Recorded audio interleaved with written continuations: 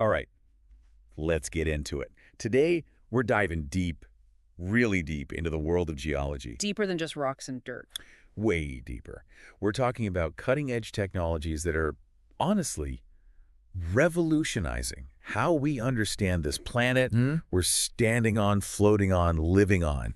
And this is going to be a fascinating one because this isn't just like science-y stuff for scientists. Right. It's stuff that actually impacts you, your life, and your future. Everyday life, really. Exactly. And we've got 4 of these innovations we're going to dig into. 4 big ones, yeah. Yeah. 3D and 4D seismic imaging. That's the first one. All right, and then there's high-resolution sonar and acoustic positioning systems. Oh, those are so cool. We also got to talk about lidar scanning and photogrammetry software. Definitely. And finally, we'll wrap up with reservoir simulation software and modeling tools. Lot to cover today. Oh, yeah. Now, some of these might sound like they're straight out of a sci-fi movie, but stick with me because once you see how these things work, you'll be amazed at the impact they have. Definitely will. Okay, so first up, we have 3D and 4D seismic imaging. Think of it like an ultrasound, but instead of looking inside the human body, We're looking inside the Earth. yeah, like deep down into the Earth's crust. Exactly. So with 3D seismic imaging, we can create these incredibly detailed 3D pictures of what's happening way down there. It's not just like one flat image, right? Nope, it's a full 3-dimensional representation. We're talking about mapping out these different layers of rock, seeing where fault lines are hiding, and even locating those pockets of oil and gas. The stuff that keeps our world running. Yeah, exactly. All right, that makes sense for 3D. But what about this 4D thing? Is it just 3D, but like fancier? That's a great question. It is a bit more complex than that. Big Think of 3D as a snapshot, a single moment in time, frozen. 4D, though, that's where things get really wild. 4D adds in the element of time. Oh, wow. So we can actually watch how these underground structures move and change over time. We can. Like actually see the ground shifting beneath our feet over, what, days, weeks? Days, weeks, years, you name it. That's incredible.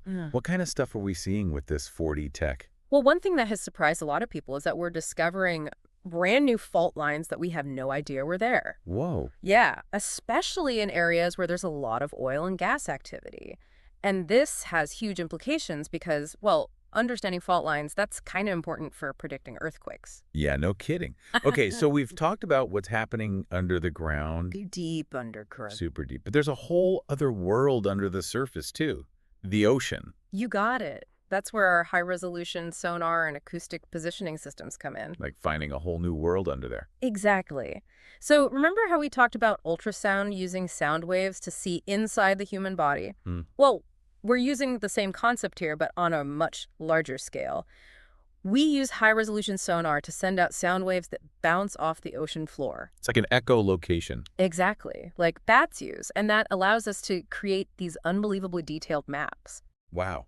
What kind of detail are we talking about? Well, we can see stuff like ancient shipwrecks. Those have always captured people's imagination. Of course. But then we can also see huge underwater mountain ranges. No way. Yeah, and we can see the amazingly intricate structures of coral reefs. So sonar helps us see all of this incredible stuff underwater. But how do we actually move around down there? Like, how do we navigate? That's where acoustic positioning systems come in. Think of it like GPS, but for underwater. So we can get turn-by-turn directions down there. Haha, not exactly. It's more like it helps us know exactly where our equipment and vehicles are. Okay. So we can do things like those super precise surveys and research projects. So we're talking about what? Finding those ancient shipwrecks? Yep. Studying the marine life down there? Absolutely. And even laying down those massive underwater cables for, internet and stuff, Oh. all with pinpoint accuracy. Seriously. That's crazy. Yeah, it's pretty amazing technology. It's mind-blowing, the stuff they come up with. So we've explored the depths of the earth. We've gone under the sea. What about, the ground we walk on every day? Yeah, you're right. For that, we have LIDAR, which is short for light detection and ranging, scanning, and photogrammetry software. LIDAR. I've heard that before, but I'm not sure I get it. Basically, LIDAR uses lasers. Ooh, lasers. Yeah, lasers. And it's kind of like radar, but it uses light instead of radio waves. Okay.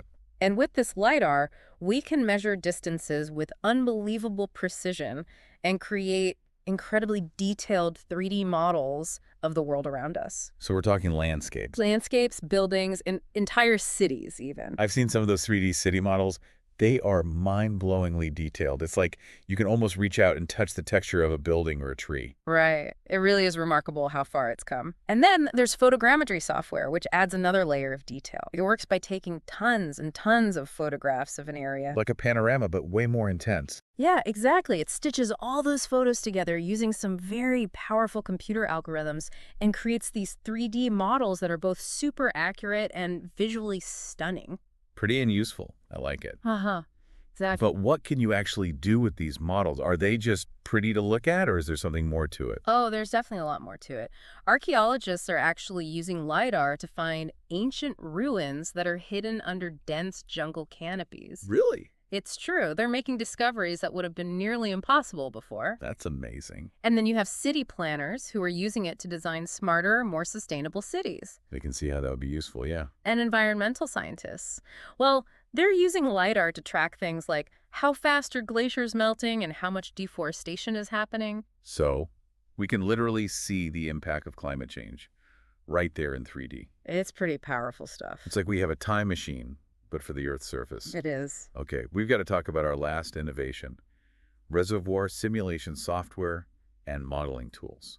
Oh, yeah, that one's a little more technical. Okay, so maybe break this one down for me.